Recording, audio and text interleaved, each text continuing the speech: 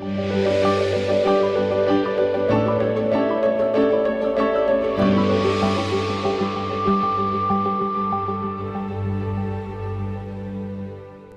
and gentlemen, welcome to the Firaxis Mega Panel at PAX South.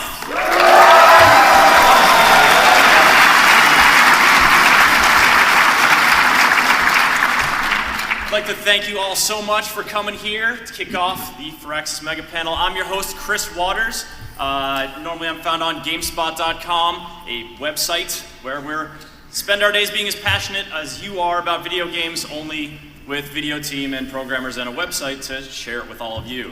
I'm going to be moderating the discussion today as we talk about Sid Meier's Starships and Civilization Beyond Earth and get to see the game in action towards the end of the panel. Very, very exciting.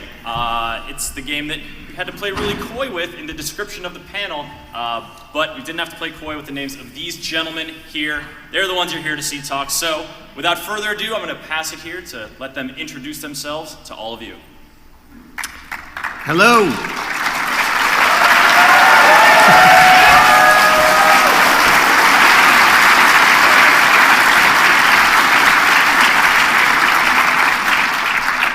Thanks for coming. I'm Sid Meier.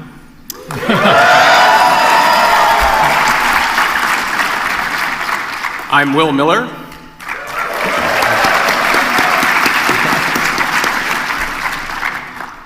And I'm David McDonough.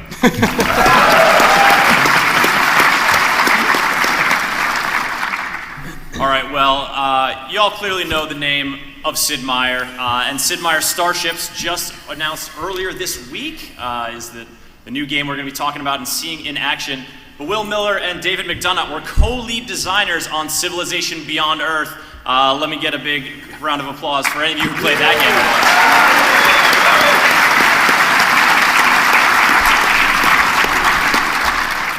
Now, I don't know about many of you, but when I first heard about Starships, of course the question comes up, well, so is this like DLC for Beyond Earth? Is it before Beyond Earth? Like, what's the connection? Because obviously you make one spacefaring game and then you make another one. They're not going to be totally independent of each other. So guys, let's start off by talking about the connections. Sort of where does Starships fall in relation to Beyond Earth? Well, Starships, actually, kind of looking back, I've realized that all the games that I've done have been based on things that kind of intrigued me or excited me when I was a kid, whether it's pirates or railroads or Civil War, stuff like that. And what kind of triggered this whole process in my mind was when I was 12 years old, the original Star Trek series came out on television. I remember every Friday night rushing home to watch Star Trek and the Wild Wild West. I think as a young teenager, that left an impression on me. But since then, I really haven't had a chance to write a science fiction game. When I saw what Will and Dave were doing with Beyond Earth, they had really created this awesome story, this really compelling story as mankind leaves Earth and settles on a new planet and struggles to kind of establish themselves there. And it really seemed like there was an opportunity for me to kind of take this fascination with science fiction that I had developed as a kid and kind of tell the next chapter in that story. And really Starships is about what happens when we leave that planet. And part of the story that Will and Dave developed is this idea of the seeding, that people from Earth have gone to many different places. And so the question is, what's happened to all these people as they went to these different planets? And that's one of the things that Starships kind of starts to explore and is part of the fantasy of Starships. But I think it really was kind of inspired by the story that Will and Dave were able to put together for Beyond Earth. Making a science fiction game is a lot about what you choose not to put in it. It's such a wide space to work in. So it was a great opportunity for us when making Beyond Earth to tell the story of a single planet and mankind's journey from a small civilization there to a thriving empire. But we left a lot on the table, I think, when we're telling the story of galactic survival, galactic conquest, and that's where Starships picks up. It's important to note that Starships exists in the same fictional universe as Beyond Earth, but it's not It's not Beyond Earth 2. There's still a lot of Beyond Earth story left to tell. This is a new thing. You don't have to have Beyond Earth to play it. You don't have to have Starships to play Beyond Earth. There's some connections between the two, which we're going to let you figure out. But they exist in this larger fictional universe, which has been really fun to design in. Well, we're going to talk about some of those connections in just a few minutes. But first, I just want to take a quick detour to talk about the different teams at Firaxis, because while you guys are working on Civ Beyond Earth and you have an XCOM team, maybe you've got, the studios are no stranger to segmented teams, but Sid, the crew you've got together to make Starships is a little bit different. Yeah, I've been working with this team for a while, and we kind of have been given a little bit of flexibility and freedom to choose different topics, and that's really kind of how Starships got done. It's not really a sequel or based on an existing franchise. So with our team, we're kind of allowed every now and then to pick a topic we want to tackle and do it. But I want to assure everyone that we did not steal a team from another project, and whatever game you want us to make, we're probably making it right now. So don't worry about it. That's exciting. All right, well, let's get back to the connections between Beyond Earth and Starships. Let's get into it a little bit, because I think from the art people have seen, they clearly share that kind of visual style. But what other kind of sort of broader thematic connections are there between the two games? Well, I think, as Will mentioned, part of the challenge of making a sci-fi game is what not to put in there, because there's so many things you could add. It's such a rich world. And I think the other challenge is, with a historical game, with many of the games we've done, the player is already familiar with the world that they're entering into, with civilization. You understand, the gunpowder is probably going to be handy somewhere down the road, or electricity, the wheel. These are all concepts that you run into and you understand. But in a science fiction game, there's less familiarity with the world, you might think. However, there's such a rich set of conventions, I think, in sci-fi that we almost are dealing with the same situation, where you understand, lasers are going to be handy for things. What cloaking is, what shields are. There's some concepts that I think are common currency in the world of sci-fi. And again, with games that we try to make, we want you to step into a world that you're already comfortable with and tell your own story in that world. So that was part of the challenge, I think, in terms of making these games. And part of the connection is to create a story that resonated but felt somewhat familiar, so you'd feel comfortable playing the game. Yeah, one of the things we've said a lot when we've been talking about Beyond Earth is how we really tried to design the game from a position of plausibility, where the technologies and the things that you do when you first land on planet are pretty recognizable, and they look like stuff that we might actually figure out how to do in 60 years or so. And you play forward from that into much more fantastic, sort of elaborate sci-fi space. And Sid's game picks up even further in the future, when what seemed elaborate at the end of Beyond Earth will now seem mundane, and you're doing the same things but on a much grander galactic scale. So a lot of the terms, a lot of the artistry, a lot of the visuals in Starship sort of link directly back to the stuff that you were exploring and developing for yourself in Beyond Earth, which is part of why we have such a fun time playing his game, and why we enjoyed seeing it get developed. It's like the ideas that we were developing, like the affinities and the way that the leaders change over time, and sort of the philosophical perspectives on how you should approach the problems of the planet and human civilization, he picked up with and ran even further into the future. It's his own take on the ideas that had their seeds in Beyond Earth. It's really very gratifying to have Sid Meier find our stuff compelling enough to make a game that spins it off.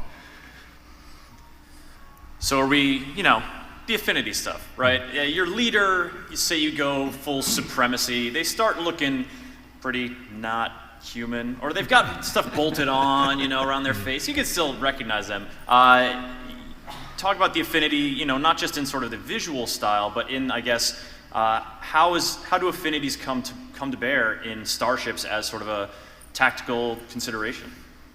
I think one of the things that we love to do with our games is to make sure they have a lot of replayability, that even if you played the game once, there are many, many different ways to play.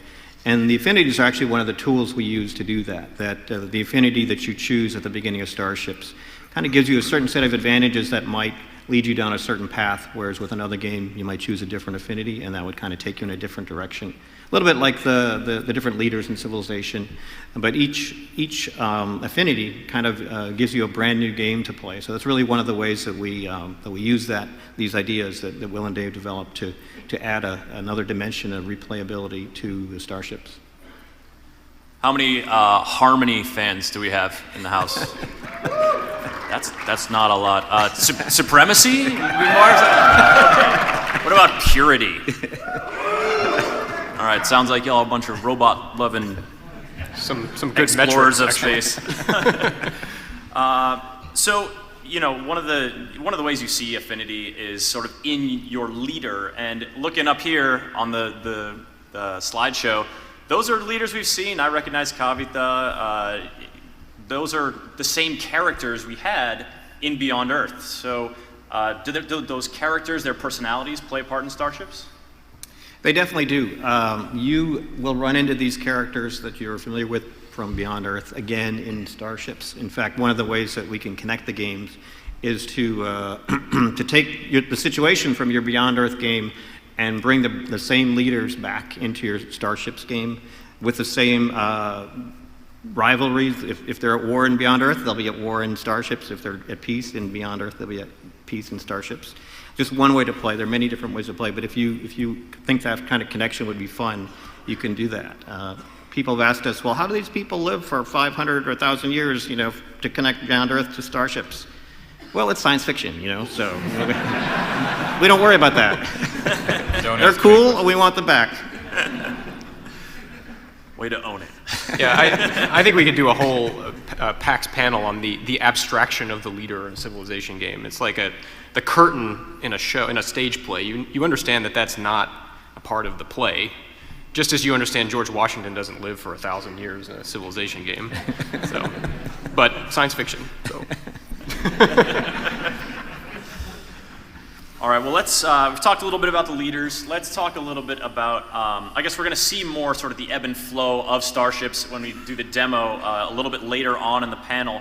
But, in terms of the sort of thematic scope of Starships, it's quite a bit smaller than Civilization, naturally. I mean, almost all games are quite a bit smaller than Civilization in terms of scope. But combat and sort of the tactical challenge there on a hex-based battlefield is still sort of, is it the heart of the game? Is it the brain? What sort of place in Starships does that part of the action play? That's really one of the initial design questions is kind of where is your focus? And since this game is called Starships, the focus is on your fleet of starships. And everything else in the game is either directly related to that or related to something else that's directly related to that. So your role, again, when I look at the topic, it's like, what are the cool parts of this? There's tons of stuff out there, but what are the coolest parts of this topic, of this world? And the idea of commanding a fleet of starships, of customizing them, of building them, of upgrading them, of using them on a variety of missions throughout the galaxy to do good stuff for all the good people that are out there. I think that's kind of the core of the game. There's a galactic map where that you explore, and that kind of gives you this overview of what's going on, and gives you these various missions and the opportunity to expand your federation. And we'll see that a little bit more later on. But the focus is on you and your fleet of starships and all the fun things that you can do with them, and that leads to combat, to building, to exploring. Again, I guess Star Trek was in my mind when I came up with a lot of this stuff. But it's about that fleet of starships and the story that you create with them, starting from your lone planet where you've just finished your cool Beyond Earth game, up until the end of the game where hopefully you've conquered the galaxy. So you're almost more of a fleet admiral, a starship sort of captain, than sort of the monolithic leader who's setting social policy and driving the culture and stuff like that. And I think it's because when we look at that situation, it's like, what's the most fun? What's the most fun person? Who's having the most fun in that world, And I think it's the guy commanding the starships, the guy or gal, not the monolithic leader of a gigantic galactic civilization. So, it's really the question that we ask when we look at something is, who is having the most fun in this world? And let's be that person. And that's kind of the way we structured starships. Well, that seems like you were speaking to the challenge any game designer has. You know, what's the most fun thing to do in this world? What is going to be the sort of the focus of this thing that I want to create? Will and Dave, you're Beyond Earth. Obviously, the focus is much greater, but you still had to make a lot of choices. You know, even with the sort of the weight of the history of the series, you know, the civilization, carrying that civilization banner, you still had to make a lot of choices about what you think is fun, what you think is going to be rewarding for the player in Beyond Earth. So how did you sort of parse that out? Well, I think as a game designer, you're always looking for, and this is a term Sid uses a lot, the sort of center of gravity of your game. Like, where does that core exist? And what's kind of neat about Starships, when you look at it in comparison to Civilization, is that Starship's structure is much more like XCOM, actually. So you have this very grand scope. Talking about scope here, grand scale view of the universe, and then these tactical engagements and the fleet that carries over between them, and that's kind of the XCOM structure more than it is the Civ structure. But you still have Civ elements in there. You've got planets that you can improve and resources that you're managing, and there's a lot of things there as well. In terms of our game, we had to make a lot of choices as to where the center of gravity of that product was. Was it the narrative? Was it the tactical gameplay? Was it the construction of your cities? And I don't know, maybe that's a false choice. Maybe it's all of those things, you know? That's Civ, right? It's a really big scoped game. But with Starships, it's very cool because there are these focused, awesome focused tactical engagements coupled with this grand strategy aspect. Yeah, I always felt like Civ was the game that said that those were all false choices, that you can have everything in the same game. And you know, it's interesting, there's a lot of elements in Starships that we originally thought about putting in Beyond Earth and didn't put in because we wanted to maintain its focus. Like, one of the earliest questions that people had for Beyond Earth is it going to be multiple planets that you get to play on?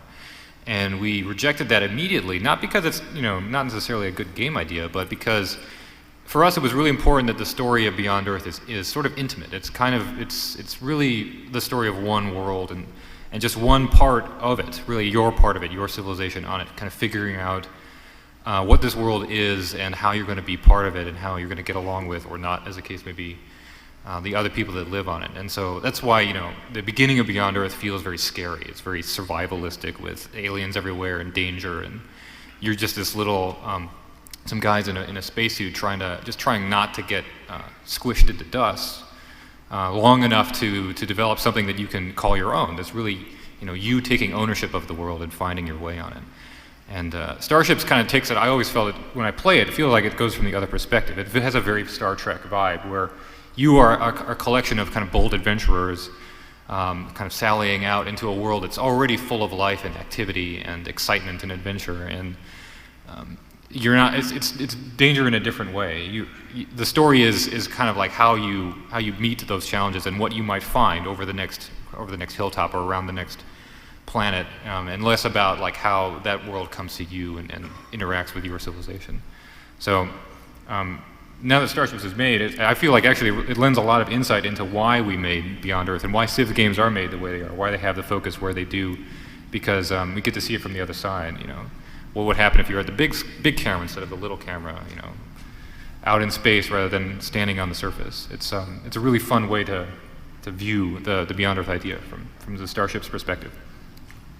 Yeah, I know one of the challenges we have with the Civ series is the scope, and we actually have a rule that for every new system that goes in, we have to take an old system out because the topic is so rich that we could clearly overwhelm the player with all sorts of minutia, and basically the fun goes away and it becomes a micromanagement game. So we're constantly really keeping an eye on that idea that the player is in charge, the player is the star, the player is driving the story, and the game supports them in doing that. It's not that the player has to kind of try and figure out all the time what's going on, and so that's a challenge I know that Will and Dave face, and we all face as designers.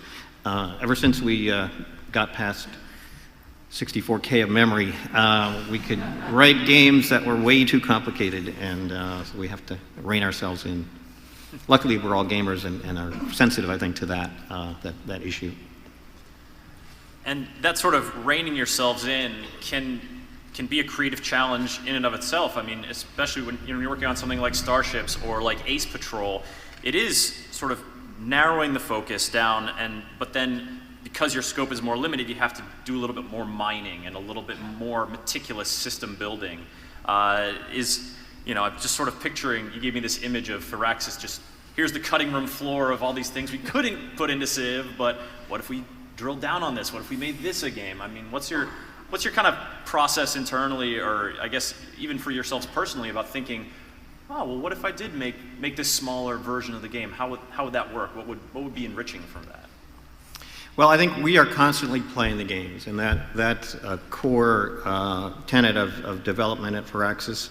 And the other thing that we try to do is get a prototype playing very early. So we don't storyboard, we don't have everything figured out at the very beginning. It's really a process of discovery, going through the game design, iterating every day, playing, figuring out if this new feature is working or not working. And so I think that's really what is the discipline for us in terms of adding too many features, is we're suddenly find ourselves having less fun, or not having enough features. We suddenly find ourselves not having much fun. And so there are, I'd say probably a third to a half of the code that you write for a game gets thrown out. A third to a half of the features that you try to put in don't end up in the final game. And that's really one of the strengths I think that we have as a company, is that our designers generally are programmers as well. So I mean, I find that I'm much more willing to try a design idea if I can just code it myself and see if it works, as opposed to having to explain it to somebody else and then go back to them 2 days later and say, oh gosh, that thing that you worked on so hard, it's not that great, we got to take it out again. So I think the core of our design process is iterating and playing, and that's really how we decide kind of on these scope type of issues, and what's really supporting the game, what's really helping it, and what's really getting in the way of the fun. Yeah, in many cases we self-regulate. Like we can't say all of these features are going to go in the game, because it's usually us that are putting them in.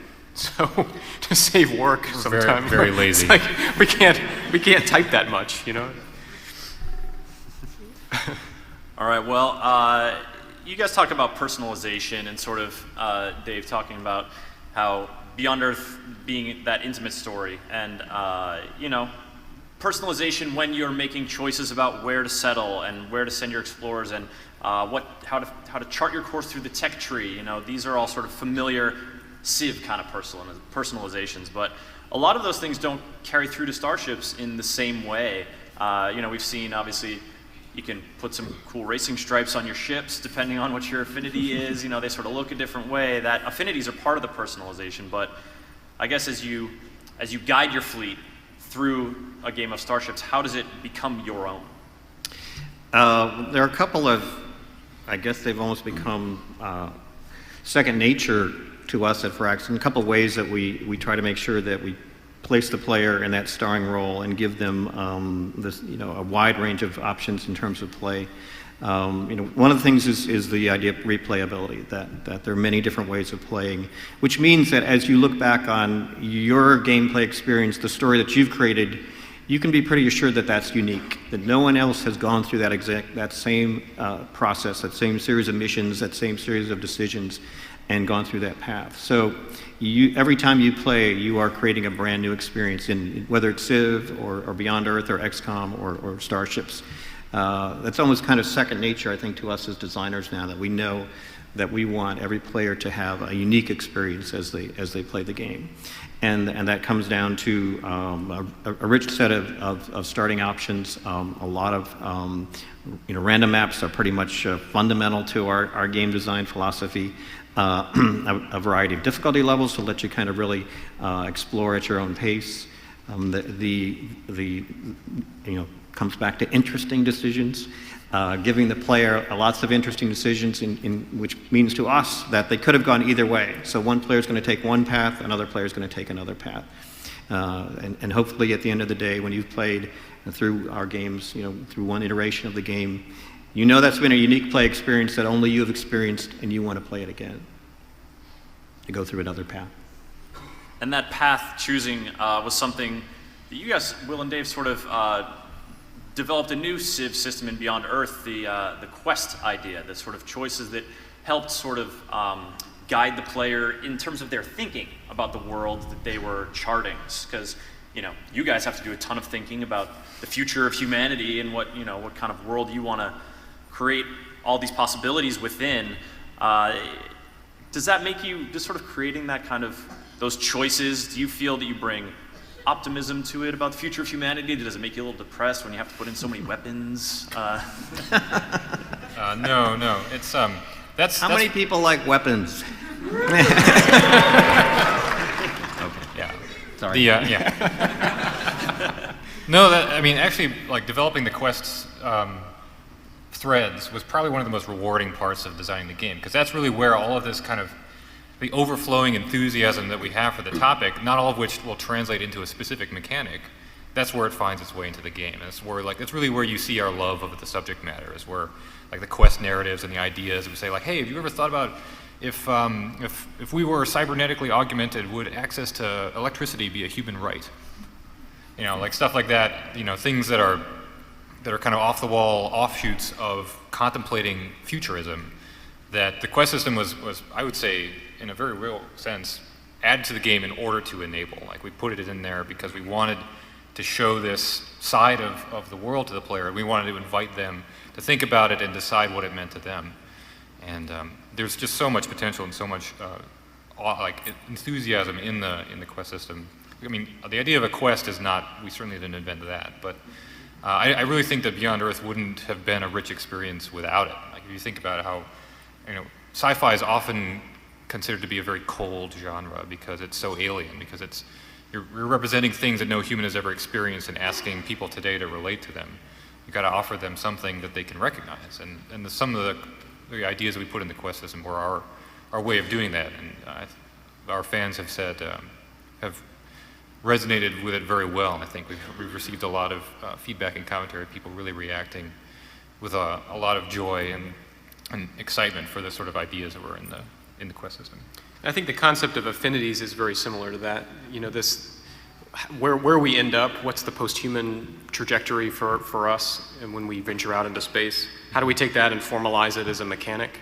The affinity system was very successful, and that carried through into Starships as well. So if you get to select your affinity at the beginning of the game in Starships, whereas in Beyond Earth, you sort of arrive at that affinity through all of your choices. So it's an interesting, it's a different take on the idea of affinity in Starships. But that concept has always been very cool to us. All right, well, we're just about ready to hop into the demo here, but before we get in there, I just have one more question for you guys. Thinking of all this spacefaring sort of puts me in mind of games like Elite Dangerous and Eve Valkyrie and the Oculus Rift and Microsoft's recently announced Holo Goggle Majig. When you guys think about that kind of future, that kind of tech, does that inspire you? Does it tickle your design centers? If Microsoft is listening, please send Firaxis one of those Holo Majigs. And that guy too. That would be really nice. We would appreciate it. We're always looking for new ways to engage our fans. We're looking for new platforms. We're looking for new ways to reach players. And Starships is for PC and iOS or iPad. So that's cool. It's the same game across both of those platforms. That's something that we want to do that right. We want to make sure that it's not just a port, but we want to design the games fundamentally to be playable on whatever we decide that they're best suited for, and not compromise. So I think if there was ever a cockpit sort of game that came along that Firaxis wanted to make, sure, send us some Oculus Rifts or thingamajigs, Microsoft thingamajigs. But yeah, of course, it's a changing landscape. We're always seeing new stuff and are always getting excited about it. But I think for us, it always comes down to gameplay. It's gameplay first, and we're not big on sort of shoehorning our games into new devices until we sort of figure out a really good use for them. And so we may move a little bit more slowly in that area, but we're always very interested. Well, speaking of new stuff, are you guys excited to see Sid Meier's Starships in action? Our ancestors crossed the Great Void untold millennia ago. Pilgrims from a dying world long since lost. From tumultuous beginnings, their struggle, courage, and fortitude gave birth to our civilization. For many centuries, our people prospered. Peace ruled our planet, and our understanding of the world around us grew. Our scientists have long speculated that ours was not the only tribe to make this journey and establish a new home on another world. But their searching has been met again and again with silence. Until now. The transmission was weak and incomplete, but in a language not unlike our own. Our anticipation grew. What culture and knowledge had our brothers developed during the long centuries of our separation? A starship was prepared, ambassadors recruited. But gradually, the meaning of the message became clear. It was a desperate call for help. Galvanized by the revelation that we are not alone, our fleet has been equipped, and we are ready to answer the call of our brethren. What shall we find as we set our course beyond the stars?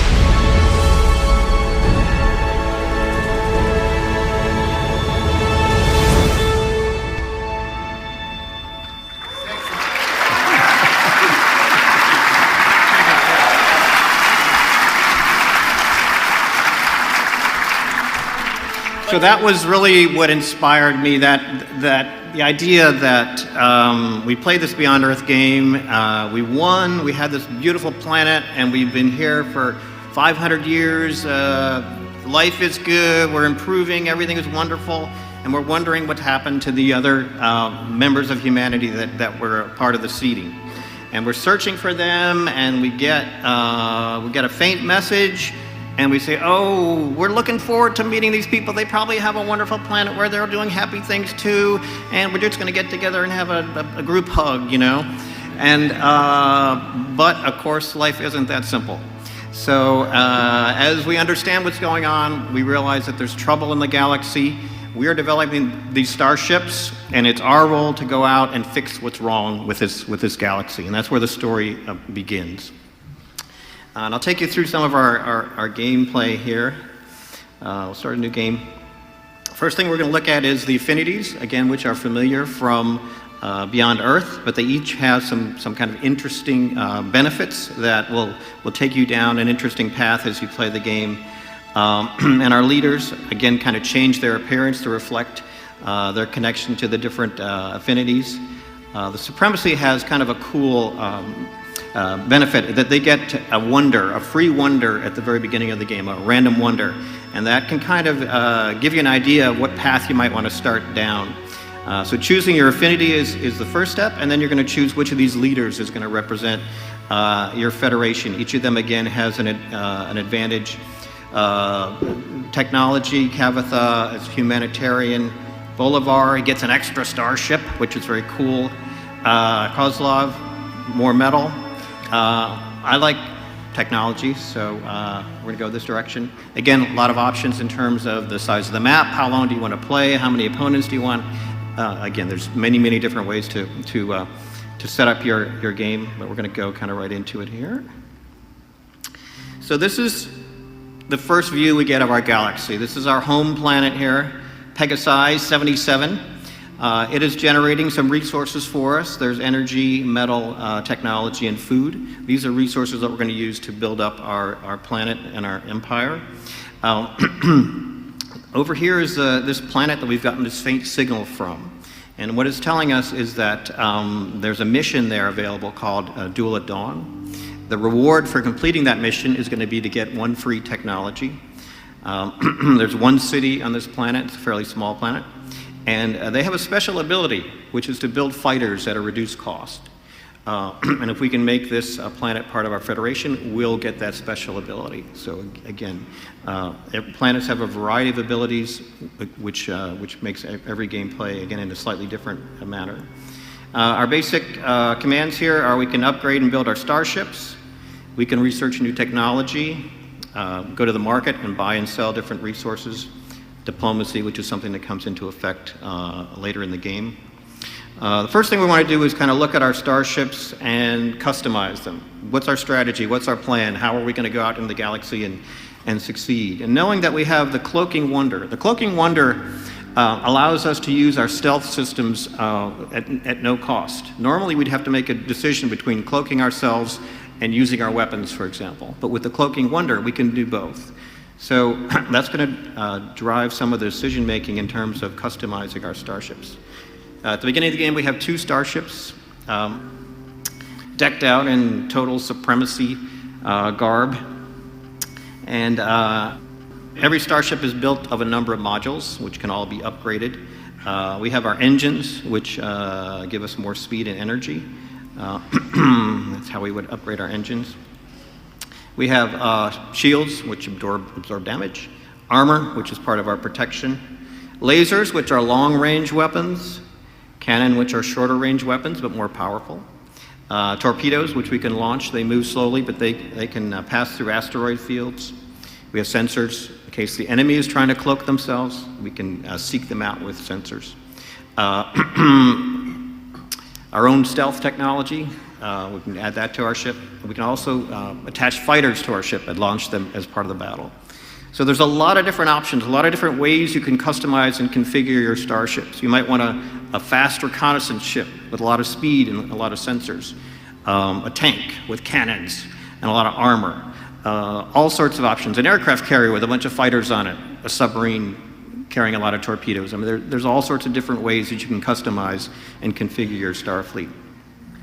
In this case, since I have the Cloaking Wonder, I'm going to make sure and put a couple of stealth modules on my starships. And the currency that I use to upgrade my starship is called energy. The more energy I have, the more cool stuff I can add to my starships. So I've added 2 stealth modules to each of my starships. I'm starting to run out of energy here. I can sell these fighters. I don't think I'm going to need those fighters. My strategy is going to be to kind of hang back, hide, and use my long-range lasers to take out any bad guys out there. Okay, I've run out of energy. Time to move on. So there's trouble here. We just got a transmission. We're going to go to Linsys 88 and see what the problem is. Oh, 68, I'm sorry. So as we approach, we receive this transmission. There's some marauders out there. Marauders are not friendly people. They are making trouble all over the galaxy, and their commander has challenged us to a duel. His 2 best ships against our 2 best ships. We go to the bridge of our flagship here. Here we have our crew, again, fully supremacized, and they are here to help us get ready for this mission. So we want to know what is unique about this planet that we're circling. So what's interesting here is there's a ring of debris surrounding this planet, which is it's going to mean there's a kind of a no-go area around the planet. They've already scoped out the marauders, and they can tell us who we're going to be up against. The marauders, thank you. The marauders have 2 corvettes. Again, you can see which modules are on the ships and kind of plan your strategy in terms of taking them on. One interesting thing is that we actually have the option before the battle to go back and re-customize our starships. If we think that these starships are not set up appropriately for the battle that's about to come, the mission we're about to embark on, we can reconfigure them. So these starships are very dynamic part of the game. I guess we can ask for some advice. Upgrading the weapons of our starship should be a priority for, I think we've already done that, thank you. So it's time to go into this mission. Here's a reminder what our goal is and what's kind of unique about this world. Now these are the Marauder ships that we're watching right now. They've launched some fighters. Here you can see the ring of debris around the planet. We love maps, don't we? Don't we love maps? Couldn't have a game without at least one map. Maps are just wonderful in terms of presenting you these interesting space and distance kind of issues, making positioning important, making facing important, giving you a lot of interesting things to think about. So how do you put maps in space was a question. Well, there's all these asteroids. Imagine there's a lot of asteroids around, and they really kind of create the play area for each battle and for each mission, and allow each mission to be very, very different. Asteroids are areas that the ships cannot pass through, and they also provide cover from the fire of enemy starships. So looking at the lay of the land, looking at your map, and using it to your advantage is a very important skill in terms of playing Starships. What happens is we can see that our cloaking has been automatically turned on as we move, as promised by the wonder that we had at the beginning of the game. And as we look at our opportunities to fire at enemy ships, we can see how much damage we would do from different positions on the map. And what's happening is that any asteroid fields or debris that our shot has to pass through is going to attenuate the shot. It's going to be less effective. Vice versa, if we're behind asteroids, that'll protect us from the fire from enemy ships.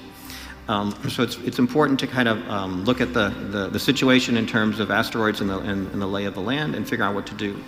Another interesting aspect of the battlefield are these green and red circles. They are narrow passages between the asteroids, and over the course of the battle they'll open and close. One turn this passage might be open, the next turn it might be closed. So the battlefield is actually dynamic. It's changing as you go through the battle. So you may be waiting for one of these passages to open, or again, they become part of your play strategy as you go through the battle. I don't want to get too close, because if an enemy ship gets inside that radius of my cloaking device, they're going to be able to see me, but right now they can't see me. I've gotten in a position here where I don't have a whole lot of asteroids between my ship and the enemy ship, which is going to allow me to have a pretty clean shot at the enemy ship and do 74 hit points worth of damage. And if I look at the stats at the bottom of the screen, I see they only have 55 hit points. So I'm feeling pretty good about this particular shot.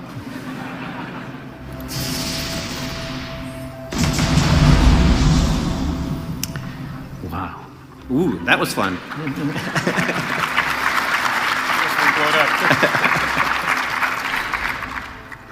Now the other ship is a little farther away. I can't quite, 82, well, nice clean shot. Well, you know, some days you're lucky.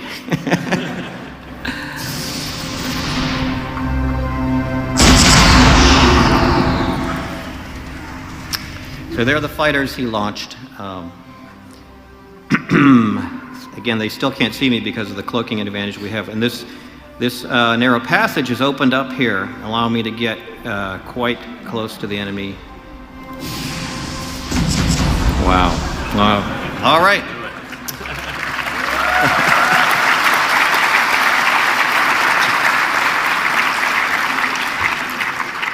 Take that, you marauders. So now that we've done this wonderful mission, helped out the people of this planet, they're going to start to become friendly towards us. In fact, now they're going to open up a trade route with us, and as we go back to the galactic map, oh, I'm sorry, the reward for this mission, I almost forgot, was 1 free technology.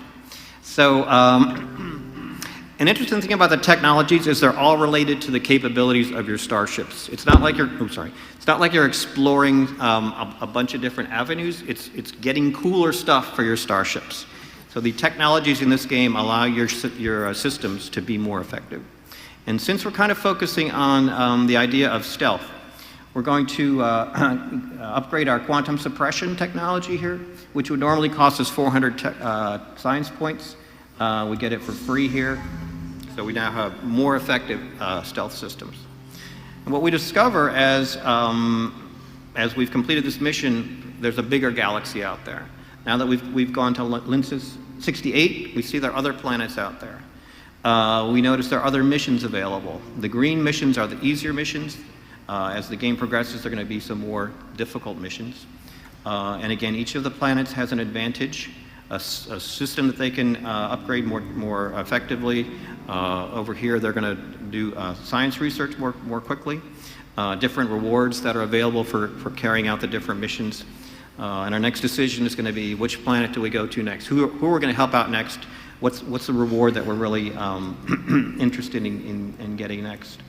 We can see here that we're starting to get some of the resources from this planet as a result of the trade route that was established because we did the mission. And we also have 2 influence points here. Basically, once we get 4 influence points by accomplishing missions, this planet becomes part of our Federation. So it's just a early taste of what goes on in the game. Just one other aspect I want to point out to you is down here is our crew.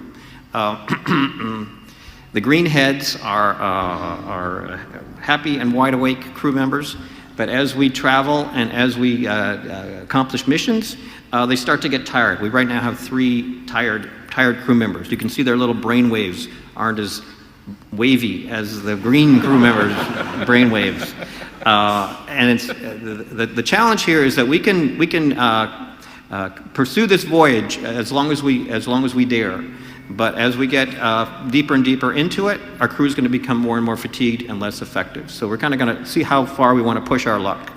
When we feel that they deserve a rest, we're going to go on shore leave over here, and they all kind of come back to full efficiency. But that gives the other players in the game a chance to take their turns. And now we're seeing the other civilizations that are out there also doing the same types of things that we're doing. And gradually, as the game progresses, they become more and more of our rivals. So we've completed our shore leave, and our crew is happy again, and we're ready to embark on another voyage. What I'm going to do really quickly here is load up a game from a save game from much later in the game, just to give you a feel for how things evolve. So this is kind of in the middle of the game. Our Federation, for the good of humanity. Sorry about our Federation has expanded and brought joy, peace, and happiness to many of these planets. We have been in contact with some of the other leaders out there. We can talk to them, negotiate with them, get information about what they're up to. Here's LED. These are the planets that she controls. This is what her fleet looks like. So the game gradually grows and grows into a bigger and bigger, a more epic saga of what's going on in the galaxy. And our fleet is up here next to her territory. Apparently she doesn't care for us all that much. That will be her problem shortly.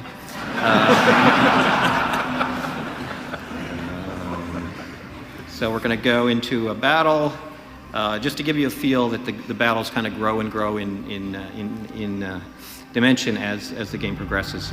So our fleet has grown. Here's LED's fleet. She actually has some megabots that are defending her home planet.